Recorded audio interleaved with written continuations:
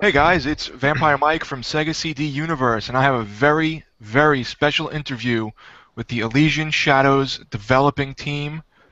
I would like to introduce you to all of them, so who wants to kick it off? I'll kick it off. My name's Falco Gergis. I am the lead engine and tool developer for the Elysian Shadows project, and I'm also the lead narcissist on YouTube project.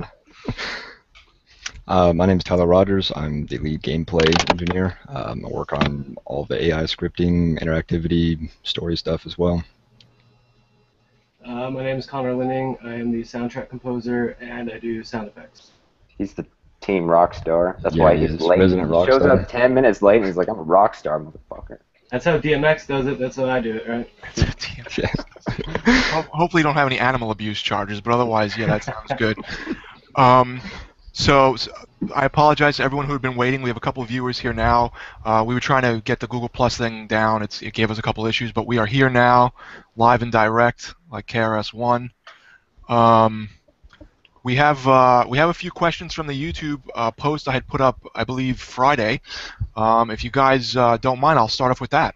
No, go for it. Okay, so we have a question here from Mr. D Money 156. Will the Dreamcast versions of the game be released in retailers like GameStop, Play and Trade, etc.? Well, definitely GameStop is probably not going to happen, and that's not because of us. I mean, No.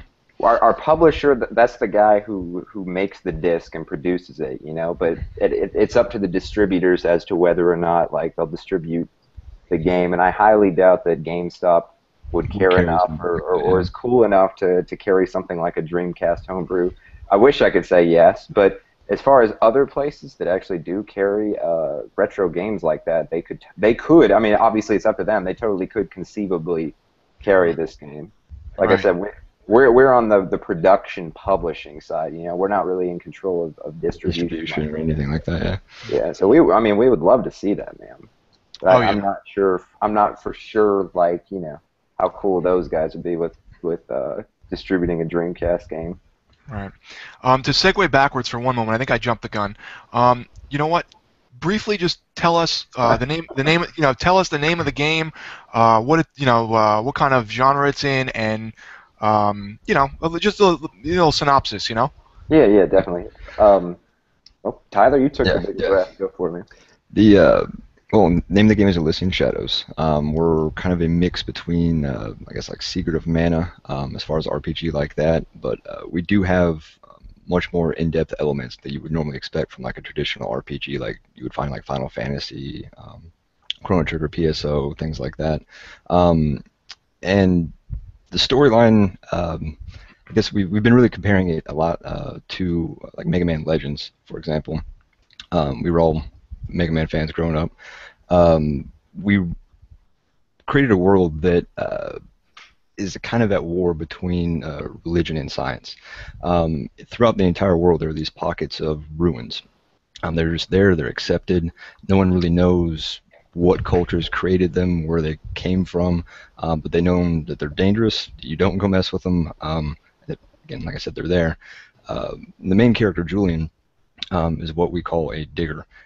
He's one of the braver people that, obviously less religious, that makes his living excavating these ruins, going down into these dangerous areas and finding these technological artifacts and bringing them back to the surface and salvaging them or selling them.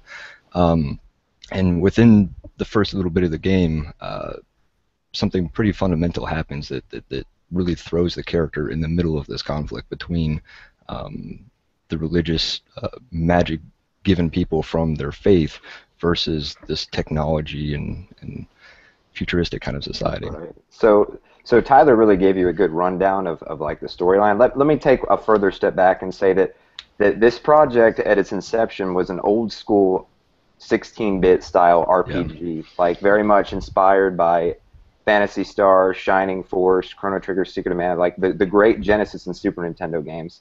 Yeah. And originally we were an old school game, but as we've been developing and as we've had like these new ideas like dynamic lighting, shadows, positional 3D audio, particle Particles. stuff, we realized that we really weren't creating an old school game anymore. It was kind of like redefining the genre. So we've rebranded ourselves as a next generation 2D RPG, and the fact that we're taking elements of these old school games like that, but we're also mixing in modern next generation lighting effects, audio, and things like that. Things you would expect from a modern console. Right, so it's really become our goal to push the genre to the next level with Elysian Shadows. That's really exciting and cool to hear. Yeah. You know, like I said, I had briefly did a video the other day, and this is how I had gotten in touch with Falco. We had spoken, and he said, just so you know, you had just glossed over and said, it's a 2D, like, kind of old-fashioned RPG, and it is, but there's way more than that. So let me. Right. I wanted to, help establish the next generation aspect of that.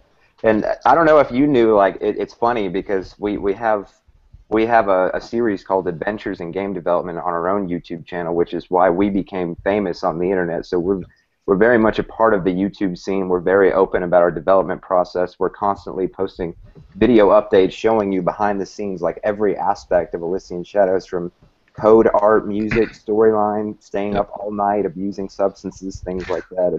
We're very connected with our fans, and we're trying to be. To add to that, I've actually watched many of those videos. Oh, really? Yeah, don't tell my job. I've watched many of those videos, and I've always loved how down to earth you guys are. You're the normal guys, and you really go into depth about what you're doing, what part you're up to. It's fascinating because for someone who loves games but doesn't know the first thing about creating them, this is like shedding a whole new light on something that I normally wouldn't know about. We've been so popular, is because we've really shown people, like, these passionate gamers who they don't know how to code, they're not really into game development. We've really, like, humanized the process for them by showing them. And, we're just like you guys. We're just a bunch of passionate nerds who do this, from our one bedroom, the studio. Definitely, and as Falco had said, they are very in touch with the community, and Dreamcast Talk has a great forum, and I know on there he posts the game development videos, and you chat back and forth with people sometimes, and that's great because if you don't keep in touch with your community, they're not going to want to obviously support your title, so that's really great. It's getting a little harder for us because we're starting to get on some pretty big game sites like indiegames.com, but especially the Dreamcast scene. Those are guys who have supported us from our inception. They're the reason that we were able to become this mainstream 2D RPG that began as a Dreamcast exclusive. So it's very important to us that we stay in close contact with the Dreamcast scene. So sites like DreamcastTalk.com, I'm always trying to be very, very talkative with the fans because those are the guys who have supported the Dreamcast scene for years. Those are the guys who they're our secret army behind all of it, helping push us. And right. No, it's great being proactive, and it's great seeing it because with other developers I've seen, not interviewed, obviously this is the first. It's almost like a clandestine operation that nobody talks, nobody says anything. Yeah, it really is. It really is. Release dates get moved around. Nobody says a peep, and then other people start chiming in and complaining. So it's really great to see that you guys are very, very upfront with the whole thing. Speaking of Dreamcast, what other platforms is this title hopefully going to be on? Oh, jeez. If any. No. Right now, we're making the Ouya a priority aside from the Dreamcast. We've got a lot of support from that scene. Wow. I feel like there's a lot of gamers who are really ready for an RPG of our magnitude. Like this is it's less like a mobile phone thing, which is something that Ouya gets a lot of. It's not a casual game. It's a serious, like, fully fleshed out, like, 40-hour RPG. It's something you expect, like Lunar or even PSO loading something up like that. So we're very much becoming active in the Ouya scene. Aside from that, obviously, it will be Windows, Linux, and OS X right now. It's already good to go on those. It's running. It is running on the Ouya right now, the Android phone, and the iPhone as well. Wow. So those consoles or those platforms are basically a guarantee for ES. Our engine's already supporting them. Yep. But moving forward to the Kickstarter, and especially with Watermelon Games publishing us and really, like, helping us with their resources, they've supported some modern generation consoles, and depending on the funding and the stretch goals from the Kickstarter, we're very open to moving ES to, like, the PlayStation 4, the Xbox One, the Wii U, and consoles like that. Because 3DS. Because honestly, the entire engine was built to be platform independent. We're very ready. It's almost purely a matter of funding now what platforms we move to. So we want to make it known that we're very open to coming to everything. Your Wow, toaster. that's your toaster. That's great to hear. I mean, I initially, when the Kickstarter goes up, I do want to pick up obviously a copy on the Dreamcast, but the Xbox Live version, if that does happen, that's some cool stuff too. Right. We would very much like to do that. Absolutely. In terms of the this is just a off the cuff question. In terms of the graphics, Oh, I know the Dreamcast goes VGA with enhanced definition.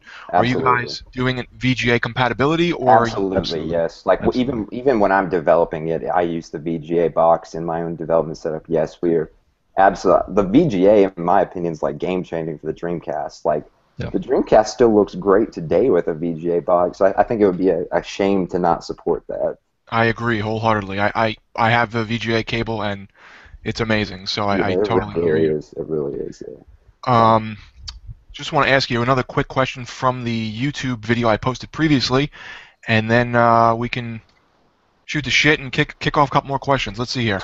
I have here Sean Andrews. I'd like to know if you can give us some hints as to what kind of donation rewards we could see from the Kickstarter, what the goal will be monetarily, and what you hope to achieve from the campaign itself. Ooh.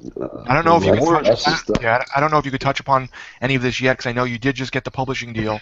So I'm not sure if this is. We can try. We can. No. The rewards we've talked about all kinds of different stuff. All I mean, kinds as of far stuff, as like and we're also still open to hearing from the community. So you can kick it tell off. us what like, you guys want. Yeah. I mean, we've talked about anything from like reproduction of maybe like an in-game asset, like a map, or like some sort of small handheld book that would be used like a journal by the main character, possibly, to T-shirts. We really were thinking about, I guess, some more like actual digital stuff, not so much all physical too. Right. Thinking about having exclusive items per certain like system releases and things like that too. Of course, we would have like soundtracks. Connor's really excited about that. Like art Yeah, books, right. copies of some of our own dev soundtrack. notes, like our dev notebooks. If you've seen the series at all on YouTube, we've all the time like the crazy writing you see on the walls and stuff like that. When And we would like to release like a deluxe like a DVD bundle of all of our YouTube footage. Yes, Like you can see yes. the ES up to that point. Like we would like to release something like that. We've also talked a lot about it's popular for in-game content. Like you pay us so much, and we'll let you like design a level. We'll let you like we'll A create boss or an an area. NPC of you in the game. And stuff like that. So we're really excited to do things like that. And aside from that, there are some other rewards we've been considering, like our toolkit. ESTK has actually become pretty like renowned because of all of the different things it can do for 2D level editing. It allows you to build 2D sprite-based levels in 3D, and we have like a play button where you can literally push play and run this shit on your Dreamcast over the network. That's kind of how we've been handling that, and we're thinking about like as a Kickstarter reward for certain people, releasing an alpha edition of this toolkit so you can also use it for your own games. Wow. And a more ambitious goal is, so we developed all of our own homebrew tools for this engine to support it. So once this is released, we could very feasibly release the engine, the toolkit, and release the Lua API to open up like this entire engine and this entire gaming world to a modding community, to where you're able to create your own levels and like DLC and content and shit like that, and continue with like this big open user generated world. And even on the Dreamcast, you could load that on your SD card reader, burn a boot disk and things like that. So you can, it's even we're even hoping to make it expandable on there as well. The sky's the limit, it sounds like. It is Really, like it's really, like it's a matter of funding. it's pretty ambitious, yeah. So another one is a lot of people do like the like give us $50 million or whatever the fuck, and you can come hang out with us. We kind of think that's bullshit, but like we know there've been a lot of people supporting us who have been watching our videos since we were like 14 years old in my parents' attic. Like they grew up watching us like grow into our game development positions, and we know like there are people who would like to meet us. So we really wanted to have a goal that's like far less bullshit than that. Like a goal where like you can give us some money and like you can come hang out with us and crash on my couch for a few days, be in adventures in game development, you know, get like a behind the scenes look, just hang out with us for a while. That's something we're excited about too. So if someone comes over and let's say hypothetically there is a Kickstarter reward for hanging out with you guys and they get a little drunk, they pass out, they're going to have things written on their face, they're going to Absolutely, maybe a little violated, something like that. We'll be with them, yeah. That's how we roll. It'd be just another day at the dev studio. Like, oh, there's some Kickstarter fan, pass that on the floor, whatever. It's funny you mentioned the board that you guys usually have behind you in the videos. It always reminded me of Big Bang Theory, like Sheldon Cooper. He has that big board of like, you know, this is all of his formulas. So it looks like, you know, Japanese to me, but it definitely makes us look a lot smarter than we are. I can't tell you how many times people have come over and first thing they do when they walk in the room, they're like, "Oh my God, crazy people live here." There's writing in every spot. It's even worse when they come in and we have like all this writing everywhere, but then there's like beer bottles, beer cans, canned food everywhere, pill bottles, energy drinks, like just. They're like, Jesus Christ! Isn't the whiteboard paint all over your walls too? It is. Like, so like what it is. That room in Indigo Prophecy that you walk in, there's just like satanic stuff all over the wall. The entire room is a whiteboard basically. So I mean, we have it like in the ceiling and stuff, formulas, and people are like, damn. I definitely wanted to tell everyone watching, by the way, thanks for tuning in.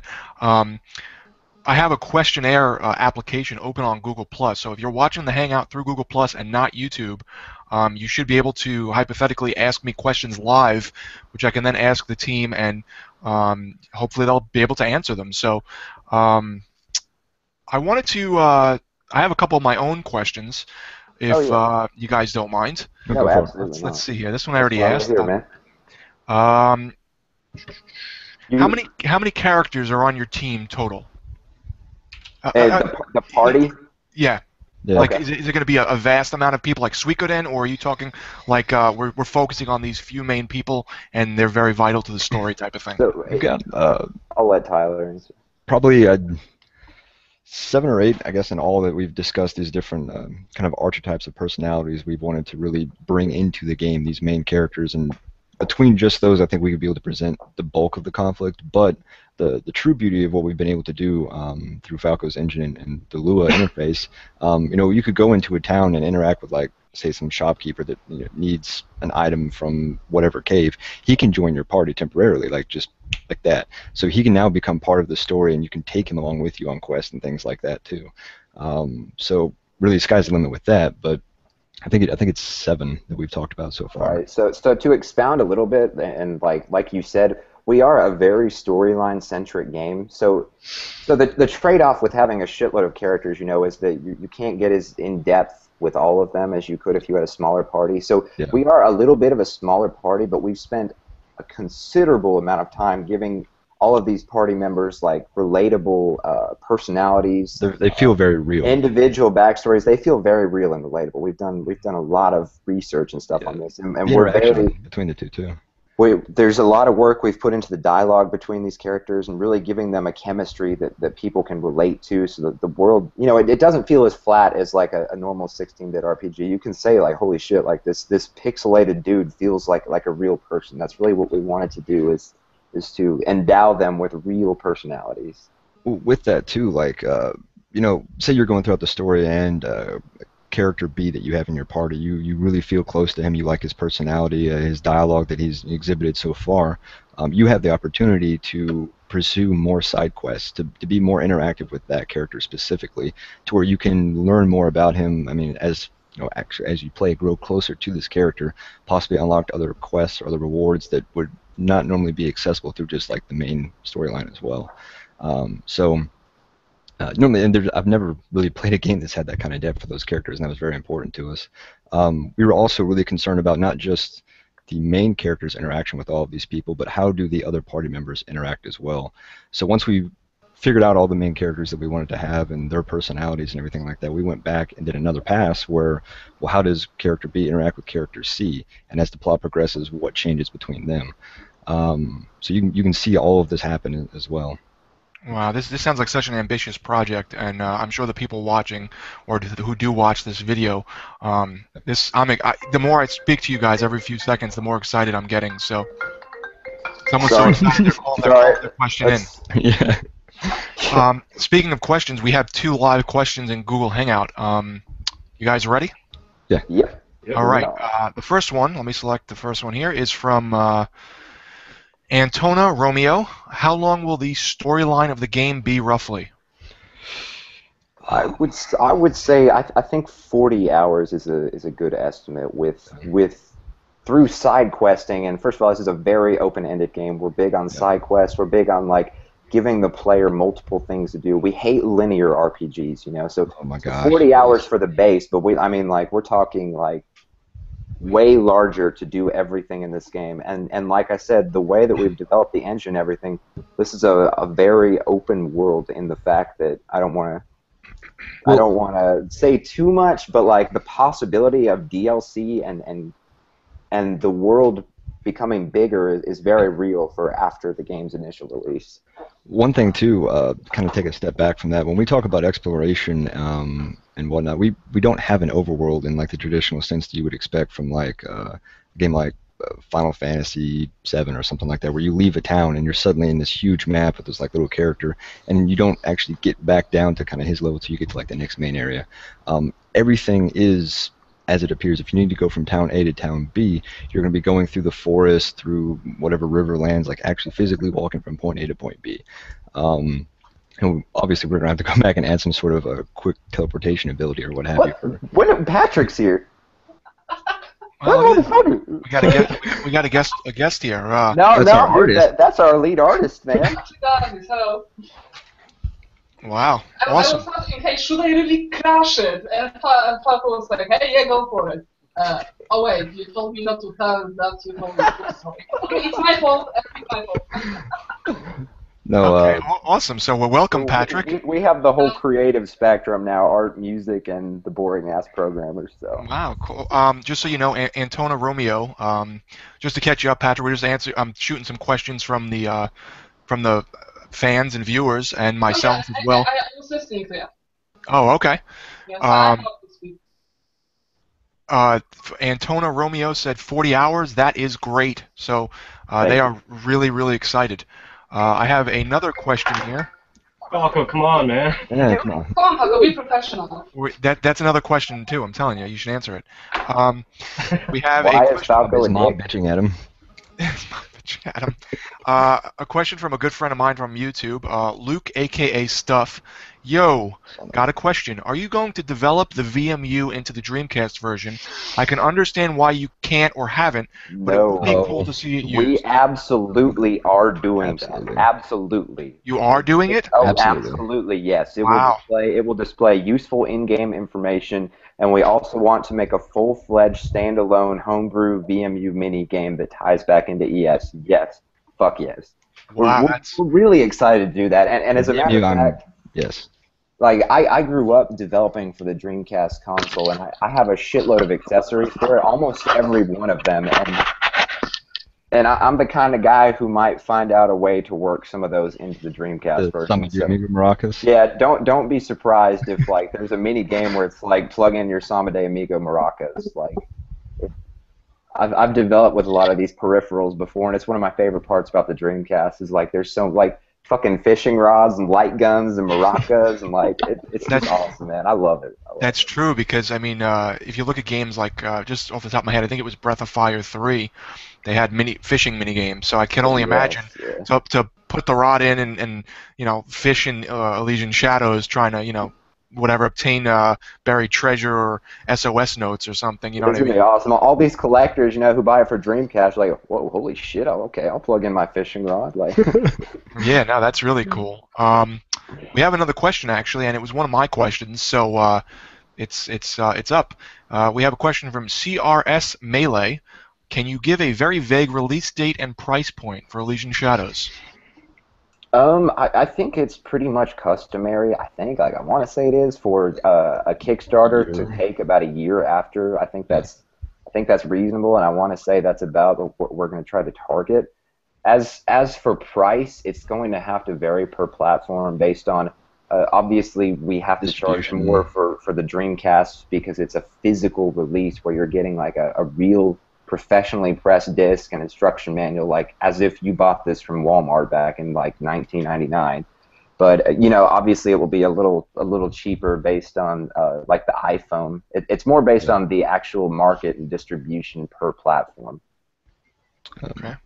The other thing is that we're mainly bottlenecked by the content creation, because like all of the hardware, all of this like really hard work by like building the engine is already done. So the only thing that actually, and designing the story as well, like we have this huge design document that I don't know whether Tyler was showing this off, but like he literally printed it out, and it's like this big book. So we have everything written. Now the only matter is just put it into the engine, make the art assets, polish up the dialogues, and that's it. So it all like the matter is the release date is highly dependent on how fast Arc, I, or the other artists can work. Right. Wow. It's not Daikatana 2 though, so don't worry.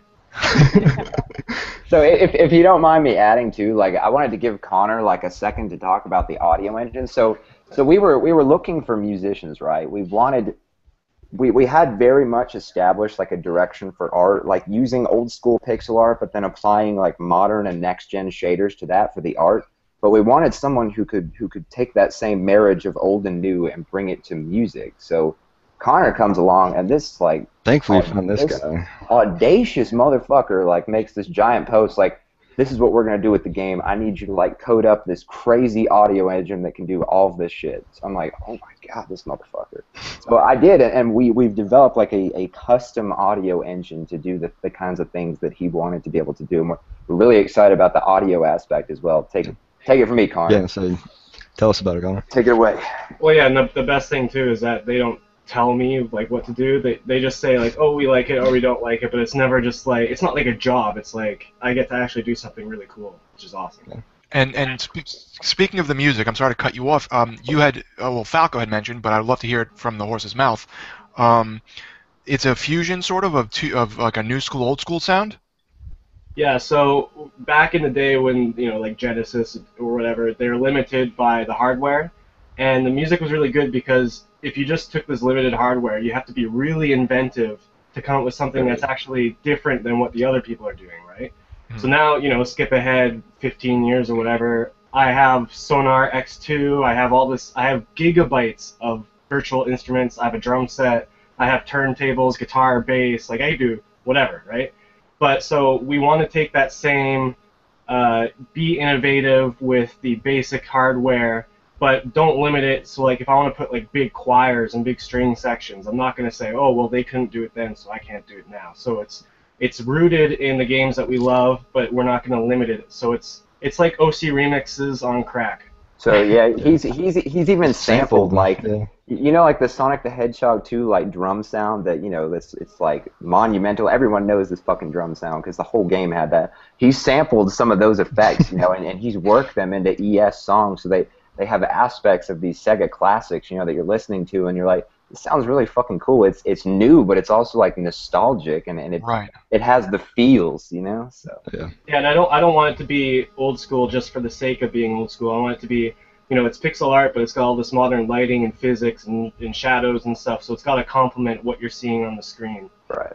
Well, like talk about like I guess like rising action, or what do you mean like what you're seeing on the screen? How does audio change versus what's happening in games? Oh yeah, well what Falco was talking about before, this crazy audio engine stuff we wanted to do, is I just put this huge post. I'm like, okay, this is what we're gonna do. And he comes out of nowhere. He's like, we gotta do all this shit. Yeah.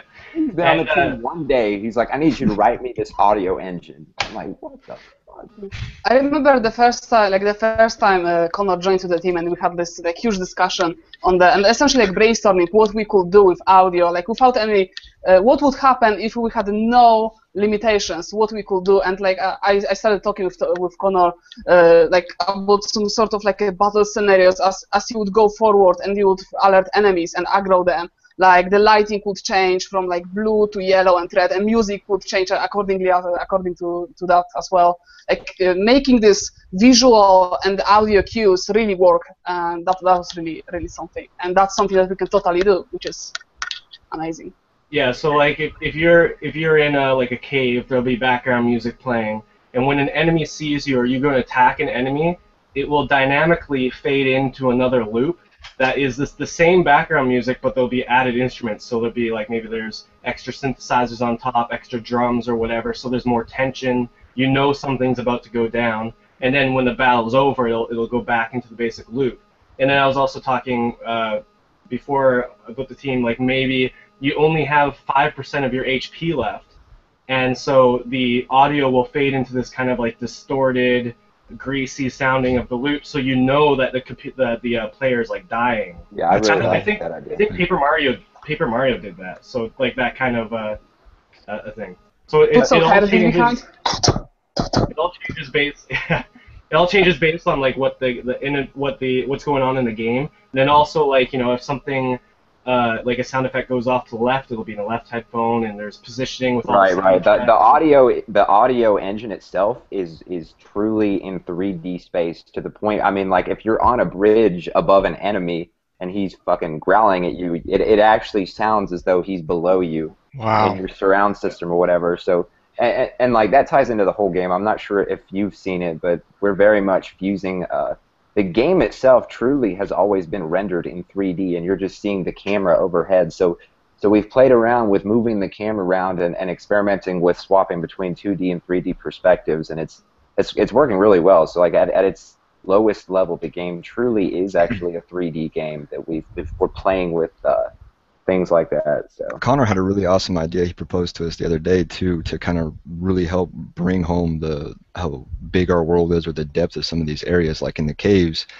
We've got all the map metadata of all the positioning of tiles and everything else to kind of figure out how big a room is and have different reverb on the sound effects based on how big the room is, like that too, like in the different caves. That would be incredible. So that's something we've kind of been experimenting with to see if we can bring that home to that. This sounds amazing. Like I said, the more I speak to you guys about it, the more excited I'm getting as a fan as well as a friend.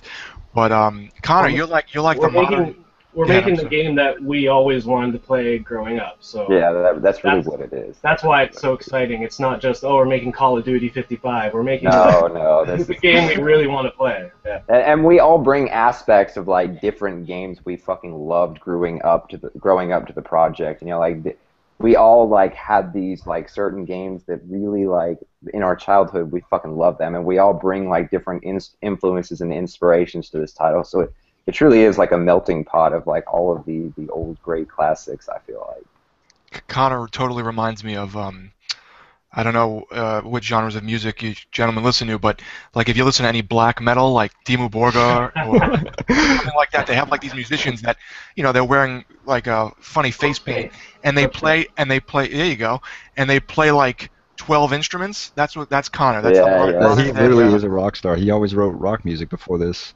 Yeah, the thing that's cool about it to me is that actually I used to play. My very first solo project was called Navistador, and it was actually a black metal thing. So you're bang on. I used to have long hair, longer than the girls in high school.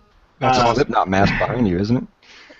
Oh yeah, I got. Oh, that's like. Let me see if I can grab this. Sid Wilson from Slipknot. That's adorable, brother. That's so cute. It's cute. But what I was gonna say is that I grew up playing heavy metal, and then I wanted to make like Resident Evil, Silent Hill, horror, and then dance music, trance, house, and stuff. So it's not just like it's some composer making a fantasy soundtrack. I've never made fantasy besides the fantasy aspect of black metal, but I've never made fantasy music before. So the influences I have is going to make the soundtrack hopefully unique, and it's not just exactly. It's going to hopefully be really unique. Yeah, it sounds great. We have this question and answer is now actually blowing up a bit.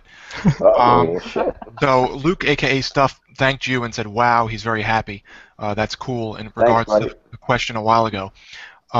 We have 1, 2, 3, like another 4 questions coming in. The top question is again from Antona Romeo. What is the most difficult or most challenging platform you find to develop for? Easily the Dreamcast right now, with Ouya being second. The Dreamcast.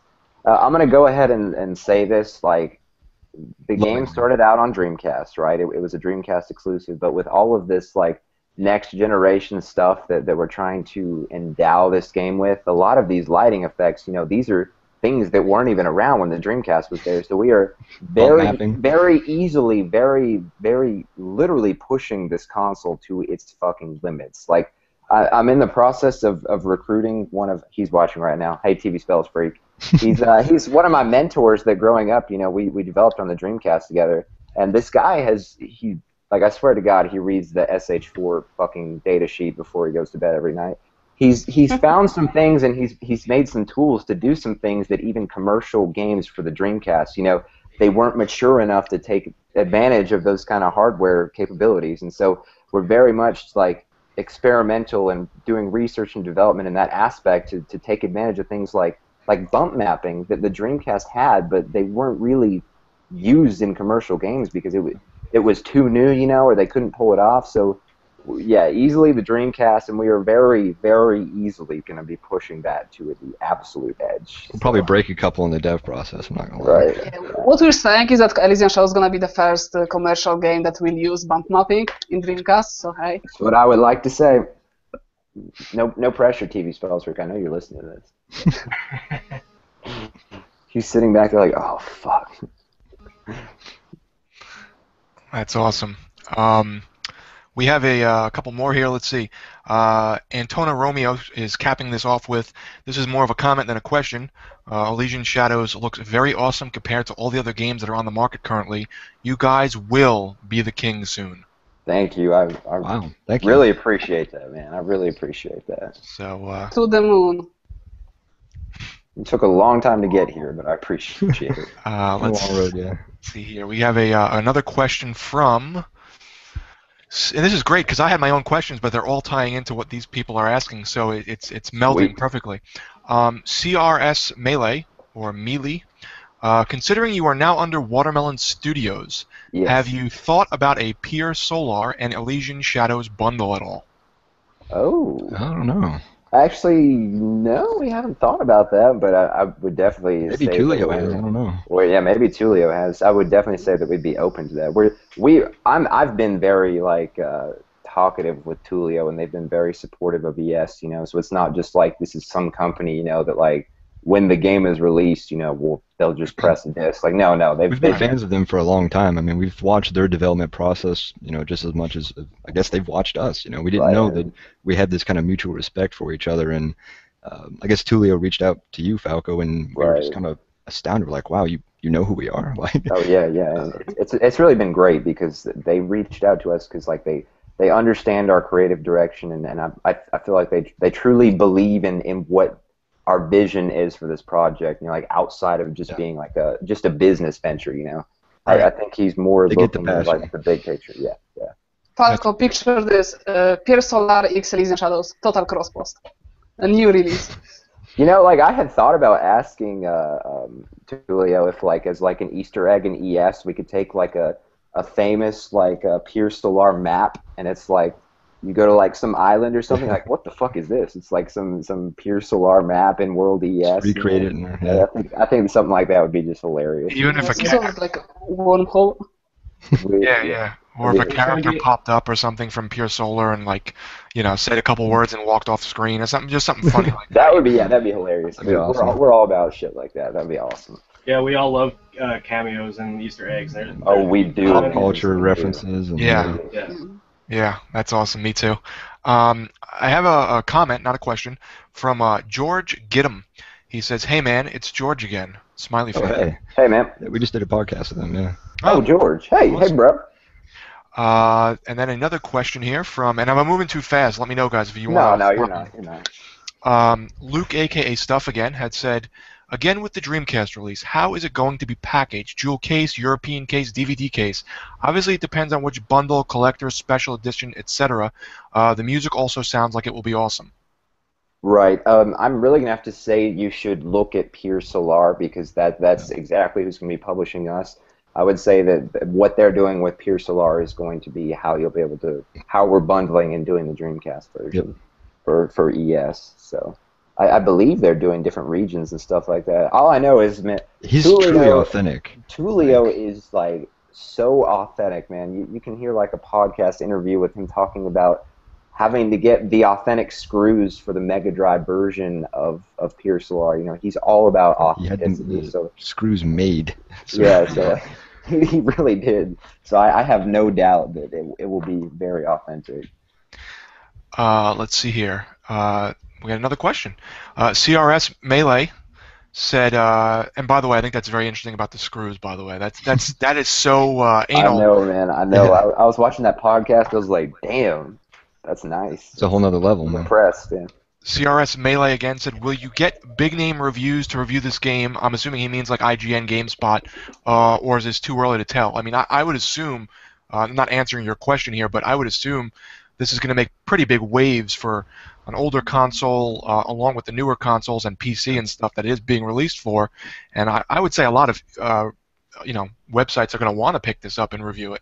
I would really hope to. Agree. You know, like this is what I'm going to say is right now, you know, we are in the process. We were first known from this niche like Dreamcast community, and we've kind of really started taking off and exploding with our YouTube channel. We're really trying to reach out to bigger gaming sites. We've been picked up by like IndieGames.com.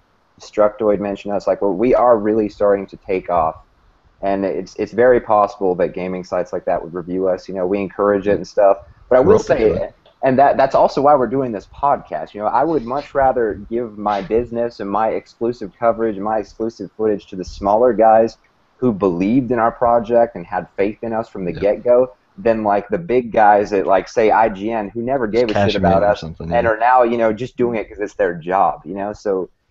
That's something we're loyal to people who, you know, had faith in us. It really does mean a lot to us. So yeah, if the big gaming sites, I would like to think they would cover us, but you know, we'll see where it takes us.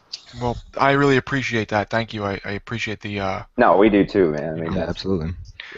CRS Melee said, "Well, my small ass channel would be happy to review it." So sweet, you have one reviewer lined up already. All right, man. Awesome. I'm happy to have you review it. Let's see here. Here's another question from Antona Romeo. I may have misunderstood from the series, but, and by the way, I want to just, I should have prefaced this.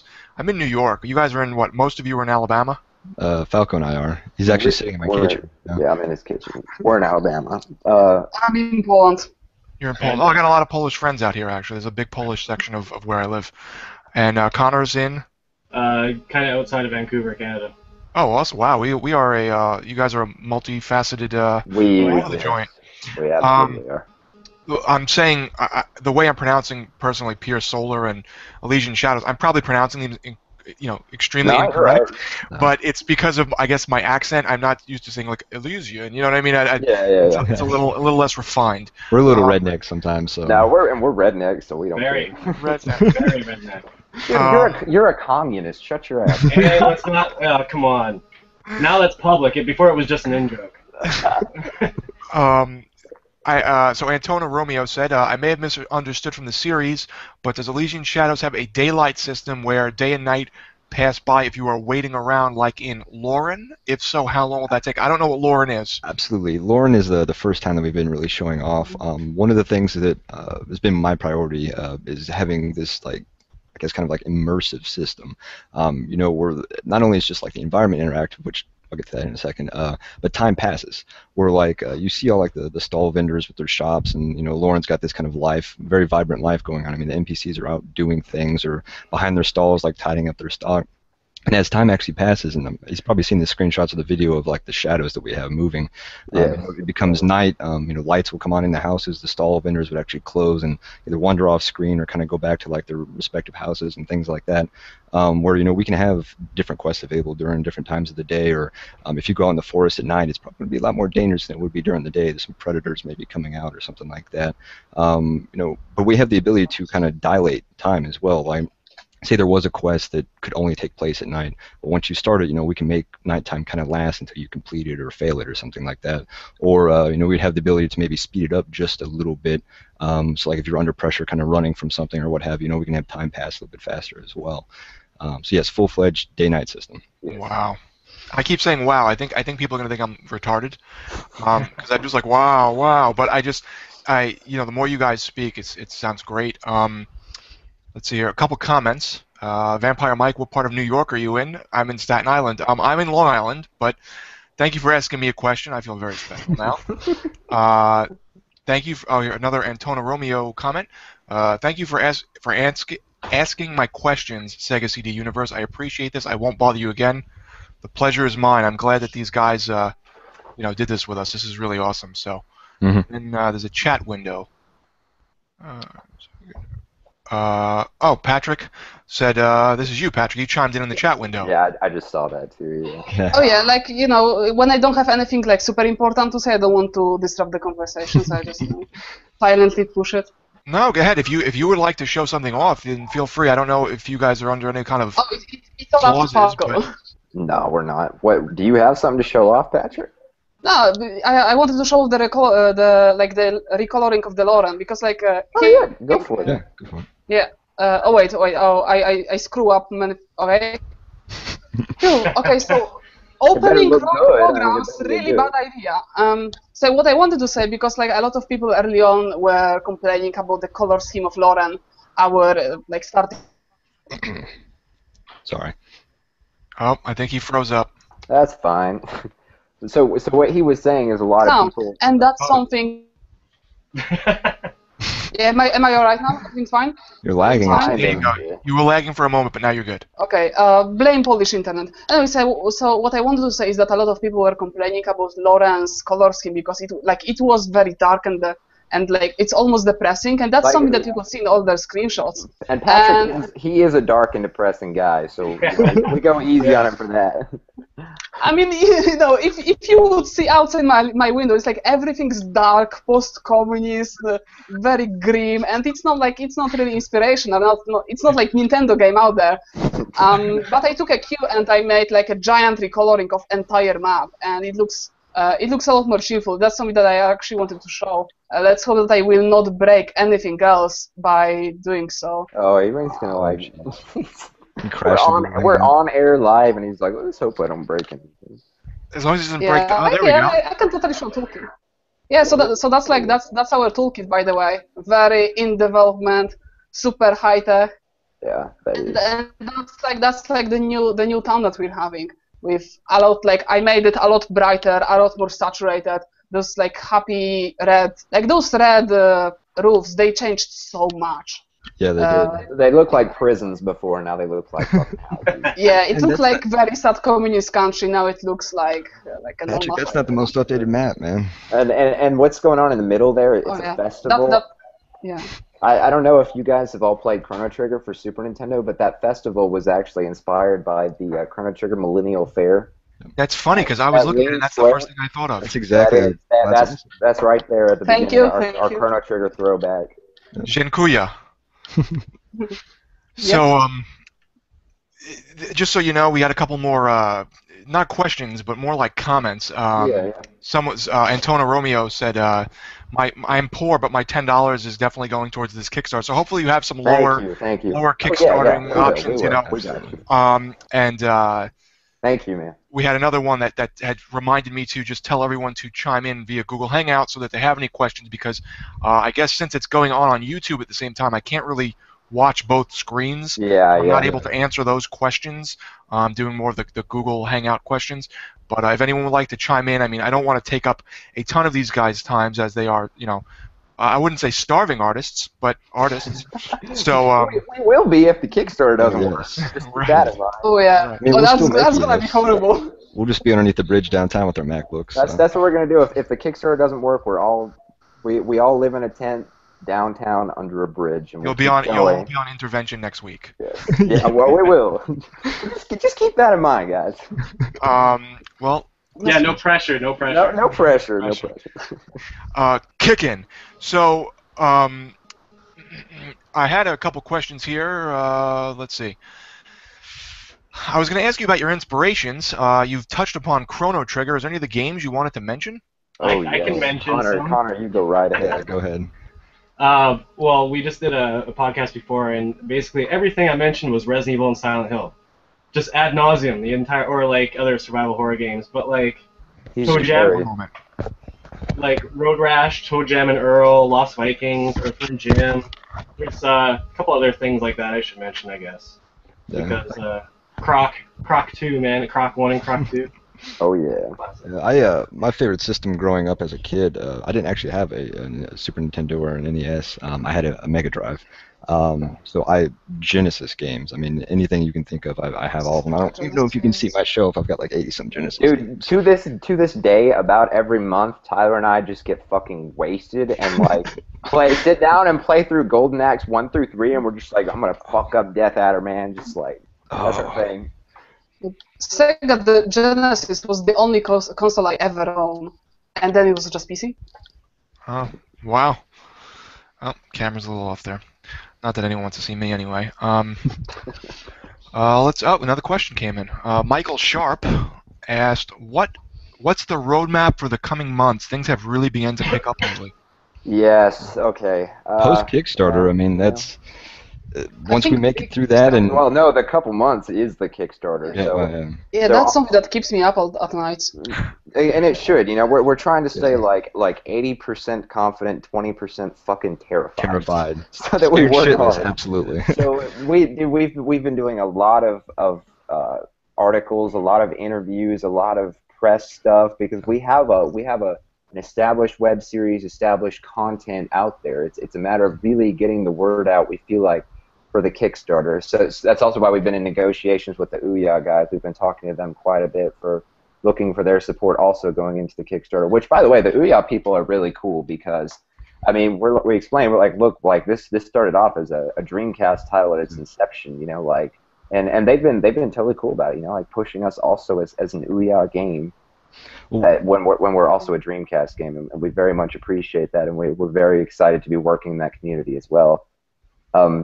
Just yesterday, I did an interview for my university. Actually, they caught hold of all the stuff that's going on with ES, and they wanted to weigh in on that. So, and also another thing is we are in the process of signing and receiving a networking contract for yeah, that's what I was going to say. To get Adventures in Game Development onto an actual like YouTube gaming network to expose it to like thousands and thousands of new subscribers and gamers who were unaware of the fact that, you know, that we even existed. So, one thing that kind of accidentally made us famous was this web series that we've been doing on YouTube, and you know, it started out literally. If you look at like episode 1, it was in Falco's parents' attic. No, don't look at it. But don't. And there's a reason why we put the playlist in opposite reverse order. But you know, we've always tried to stay up to date with our fans, release these videos, but I mean, as any one of our fans can tell you, you know, we've gone like, you know, even months in the past without releasing something. You know, we'll kind of come out of nowhere in like 6 months and hit you with like a 2-hour YouTube video or something like that. And you know, we're aware that it's kind of hard to digest. You know, obviously, we enjoy interacting with our fans, but you know, we have to wear these different hats as far as like, you know, being PR, because we are our own PR, you know, being the developers themselves, and also being these YouTube directors and producers. Like, and there's a balance in that because we were also, until recently with Falco, full-time employed. So, you know, we can either make the game or we could do the YouTube series. But leading up to this, you know, we understand the value of YouTube. You know, we want to start making videos more often and really just giving a much more iterative approach to that. You know, that would help us interact with our fans more, as well as like really keeping our audience involved. I mean, and that's something this Kickstarter is going to let us too. We would also like to, as like a stretch goal or something, like if this Kickstarter happens, commit to like, okay, like Adventures in Game Development will continue like as a weekly series. Yeah. Where you literally will see weekly updates, not just like we take your Kickstarter money and like you don't fucking hear from us for a year, but where you're seeing like now, because now you funded us, now we have time to interact with you and take YouTube seriously as though it's part of our job, we feel like, and that's something we would really like to do, and we feel like a lot of our fans would appreciate that too. One of the most important things is definitely communication, because like I backed a couple of Kickstarter projects, and I don't even know how many of them, and I think it's for the best because I don't know what's going on with them. You like, really as far as have I'm no concerned, idea. I lost the money. So have we. You know, you give them the money, you don't hear from them, you know, for a year more or less. We want it to be very open, like you know exactly what we're doing. You know. Speaking of which, shameless plug, go to our website and add your email to our newsletter emailing list. You know, pre-Kickstarter where we've been iteratively updating that as well with like screenshots, and we even had a forum thread on our private development forums where we would post, what have I been up to since the last newsletter, just kind of like a quick synopsis and everything from Falcon, Recon, or all the artists, everything, to where we send that out as well. So like I said, we do really enjoy keeping people up to date and looking for feedback on this the entire process. And just to add to about the YouTube series is that I started programming a few years ago, and I was a fan of adventures in game development before I even joined. And the only reason I sent Falco and Patrick an email about a year ago asking to join was because they had mentioned that they got rid of the musician. So it's even important to me as a fan and as somebody who got into the project that way. So we take it very seriously. Yeah. Yes, we really do. Yeah, also our other artist Leonardo, which by the way he really kicks ass. He's also former fan and now member of the team. And I think it's very important for us to recruit first from our pool of our fans, because they share the same mindset that we have. They really it's do. very important that everyone on the team is on the same page with the same approach, the same mindset into development. Because as far as experiences go and opinions, that's we all have different ones, and it's important because we can talk about them. But as far as our approach to doing the job is, we all the same, and it's just work. Plus, we know if they watch the YouTube videos, they can deal with our ridiculousness. So, yeah. Oh, yeah, required number one, deal with us. Got a couple more questions. These are just banging in here. You guys let me know, what your time frame is. If you have to go, you let me know. We're having fun. Let's see here. We have a gentleman who asked a question that I would assume you guys know. Leandro Tokarevsky. Yeah, Leandro, what the fuck? Leandro, you're a really good piano player. He said, I've got a question. Should we spoil what I'm working on, or is it too soon? He can spoil it. Yeah. Leandro, you can spoil it. Do you want to get in here and do it, and as soon as you're in here, you can spoil it, or maybe we should move on and he can join and spoil it. Okay, so if you guys want to send him an invite, or if you want me to send him an invite, I have my Facebook closed now, so I can't open that back up. But if you want to, you can join via the link, just like I did. Is that what you did? Okay. All right. I'll post the link. Okay. All right. Keep going. Leandro can join and spoil it himself whenever. Yeah. And, he's doing some really awesome shit. Yeah. Okay. Cool. I'm looking forward for him to pop in. Another comment or a question really from CRS Melee again. Do you guys have anything going on with Ucast? We do not actually. We haven't been in contact with them. It's been mostly Watermelon with us. Okay.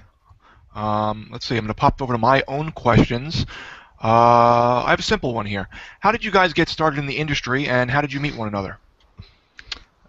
Falco and I met in middle school, like 5th or 6th grade. This crazy guy that also happened to own a Dreamcast, and there he is. Hey, Leandro, how are you? Hey, I'm fine. I'm working on a huge painting that will be reward on the Kickstarter. You're cutting out, man. At least for me, anyway. But I think I can translate. He's saying that he's working on a huge painting. Yeah, we'll narrate for him. He's working on a gigantic painting, like an authentic, real work of art for our Kickstarter that is a scene from Elysian Shadows. We got you, bro. He attends an art academy right now, so he's a classically trained artist.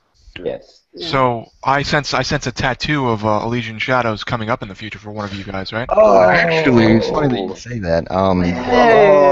Recently released on our Facebook that Patrick was like, I don't know what to do, and pulled it out, and it's absolutely incredible. We very quickly escalated the scenario in Skype chat the other day. That's like, once the Kickstarter happens, we're all getting tattoos. All right, we'll say it here and now. Then, if you fund us the Kickstarter, we will all get tattoos of the Elysian Shadows. We'll film it, put it on Adventures Again. Well, I have. Am I the only one on the team that has a tattoo right now? Probably. I'll tattoo it to my ball sack, dude. I don't give a fuck. No, but have you seen it? It's actually pretty cool. It is, dude. It's a tattoo I would love to have. So it's cool. I'm a big tattoo guy. I have sleeves and chest and foot and legs, and I have one healing up right now. So I'm kicking in just to see you guys go through a little bit of pain. Hell yeah. We'll do it, man. We'll do it. Part of mine was on my spine, so. Oh, fun. I know about that. Fun. Wow. So, do you want Leandro to show the picture a little bit, or is this one of the under wraps type thing? Leandro, can you show it a little more? I think you did a little. It tilted it down, but yeah.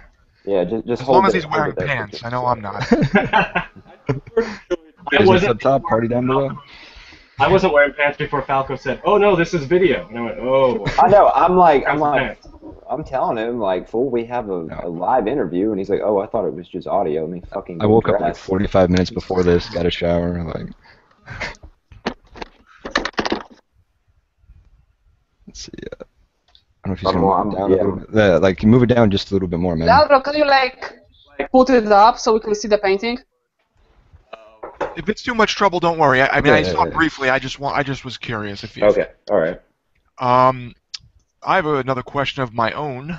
Can you just tell me a little bit more about the physics engine and the way the dynamic camera works with 2D and 3D on the fly? Yes. Okay. So the physics engine was something that we had honestly like thought about from the inception of ES, even back when it was a Dreamcast only game, even back before it was next gen. We really wanted to incorporate a full 2D rigid body physics engine into the game, the environmental interaction, and the combat. So for example, just like standard RPG stuff, you can pick up items and throw them.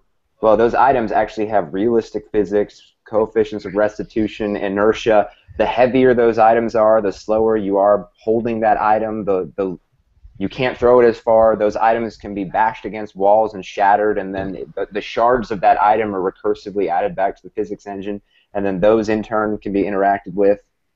Something really cool we've been doing is so even the characters and enemies themselves are rigid bodies, so you can pick up a barrel or something and smack the shit out of an enemy with it, and like blow it up on his face. You know, there's some blood flying out, and you can use the environment like that to your advantage while you're battling. And yeah, that's something I kind of touched on a little bit earlier. I figured we would get back to like the kind of combat and physics like that.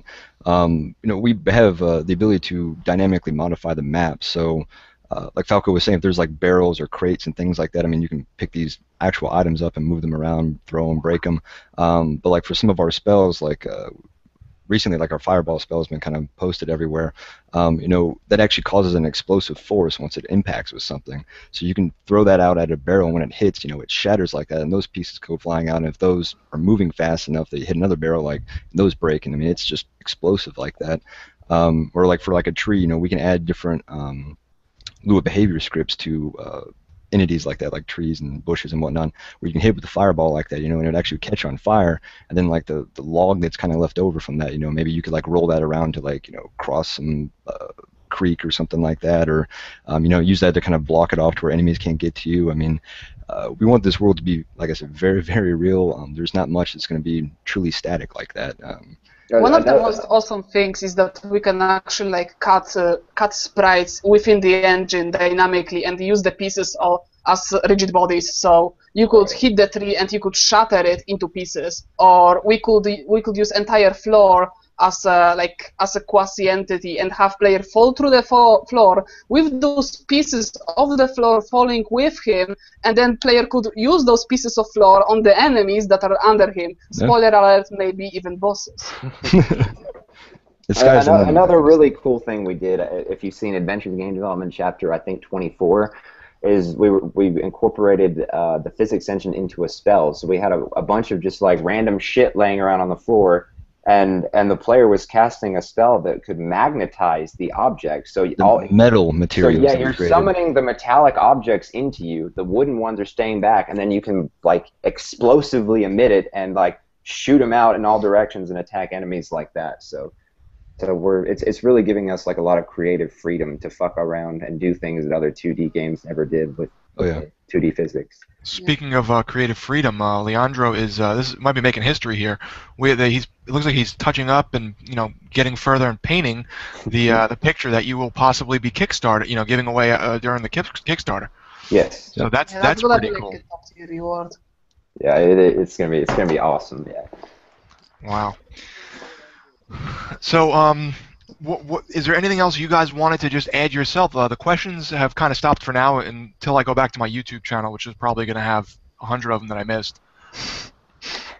Yeah, if you guys would like to hear more or be involved, definitely subscribe to our newsletter. We're very active on Facebook, Twitter, and Google+. Like, we're always updating, posting, like, the latest happenings with the team, latest media and press, and definitely subscribe to our YouTube channel for Adventures in Game Development, which we're about to be updating a lot more frequently. So. I had watched one recently where, and I thought it was very amusing. I'm not sure who was speaking during it, but I think it was you, Falco, where I think you were throwing around crates, and then you started jumping on rooftops.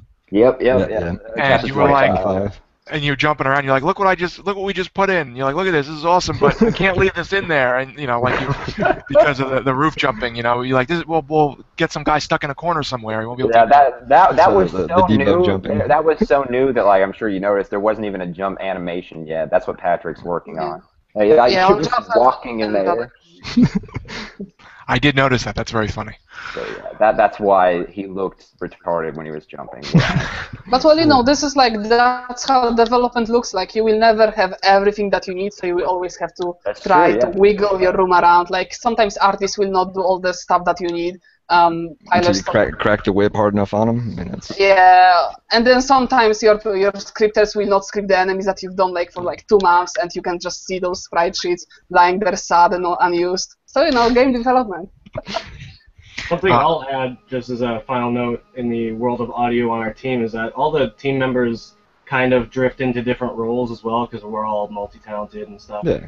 Leandro there is not only just a great artist, but he's a better piano player than I am, actually. I usually program in notes a lot, whereas he can just start playing, which I can't really. I'm more of a guitar player and a drummer, not a piano player.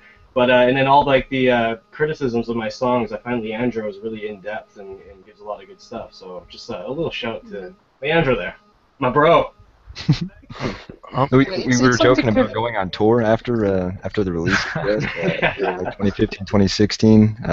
Falco and I would go out, introduce and send out Connor and Leandro to go out and play some music. You could dress up like the characters from the game, almost like Death Clock, like the way they dress up like the characters from Connor already promised me I could be backup vocals for our ES band. I'm excited. We have another question. CRS Melee asked, anything to say to people who want to get into game development? Where should they start, and what should they start with? Yes. Okay. So. Just start. Yes, actually, no. That is it. Just from the programming perspective, don't expect to go to the university for computer science or computer engineering or anything and learn anything whatsoever that's relevant to game programming. You're not going to. All the people who made it big, those are self-taught people. You really have to be self-motivated. And honestly, the best thing I can tell you is to go out on the internet, find all the tutorials, all the YouTube videos. There's so much stuff out there. You don't even have to pay a penny to become a game developer these days. Just gather the resources. Go for it. Yeah, if you want it a bit more in depth, because that's that was one of my problems, because I finished high school 2 years ago, and my goal was to go to university and then work as a programmer, and then maybe go into game development, because game development is very competitive. But due to various circumstances, I didn't, and I actually started working. I already started getting art commissions when I was in high school, and I started working on games in high school. But because a lot of people need, a lot of programmers need art. We always need artists.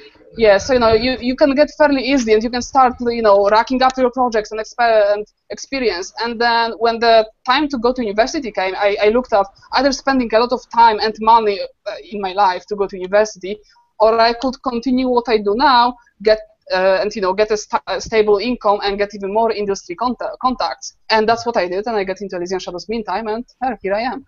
And I can confirm that, because I'm going into third year computer science in university, that the stuff you have to do in university 100% just gets in the way of actually doing anything to do with computer science. So I wouldn't recommend it. I'm a graduate level computer engineer. I'm working on my master's right now, and honestly, if I hadn't self-taught myself, I would still have no idea how the fuck to make a game, as a graduate level computer engineer. So I'm just saying, first of all, don't ever expect anyone to teach you anything. Be self-taught, and definitely don't rely on academia. Yeah, and even if you don't want to do anything with programming, just grab one of those really easy engines, I don't know, Construct 2D or Game Maker, or even Unity, because Unity scripting is actually fairly easy. Like you can start making games and the really high-profile games without any knowledge of programming whatsoever. Mm. Well, that's awesome. Thank you. Hopefully that answered your question, because that was some great, behind-the-scenes info. So there's no more questions right now. We still have 10 viewers, but is there anything else you guys wanted to say, plug, do, or I was probably gonna, cut it in a minute. Okay, that was it for me. Do you guys have anything? I'm good. Yep, I'm good. All right, we covered a lot of bases. I mean, we answered all these questions. I had my own. So hopefully everyone really learned a lot about this project. We've learned about Leandro's painting. So I think this is great for fans of the project that have been trying to keep an eye on it. Definitely check out Elysian Shadows on Twitter, Facebook, YouTube. Their YouTube videos are just enamoring because you can sit there and watch these guys do this behind-the-scenes operation that isn't so behind the scenes, and it's just they're just great guys, and it's really been a pleasure. So if you guys want to just say your names, and anything else you'd like, and then I'm probably gonna sign out. All right, I was Falco Gurgis, the lead engine developer, and I'm just gonna say fucking Sega CD. Tyler Rogers, lead gameplay engineer, scripter, lore guru. Like I said, follow us on Facebook, Twitter, YouTube. Check out our webpage. We look forward to seeing what we can help provide you to help provide us in the Kickstarter. Patrick? All right, okay. I'm Patrick Kowalik, artist for Elysian Shadows. It was a pleasure here. Certainly had a lot of fun. And if you want to start with game dev, then just start it, because that's one of the best things that you can do, probably, in your life. Yeah. I'm Connor Linning. I'm the soundtrack composer, sound effects dude. If there's any other gigantic survival horror fans watching, go to connorlinning.com. You can download all my albums for free. Super Silent Hill, Resident Evil, and thank you very much for having me on the podcast. Thank you guys for being there. We're getting more comments now. Thanking all of you and me and everyone for being here and for you guys to answer these great questions about your game. It's been a real treat and a pleasure for me, and thank you guys for giving me this this awesome interview. So it's Vampire Mike from Sega CD Universe. Check me out on YouTube and keep your eyes on these guys because I have a great feeling about them. So take care, guys. Be good.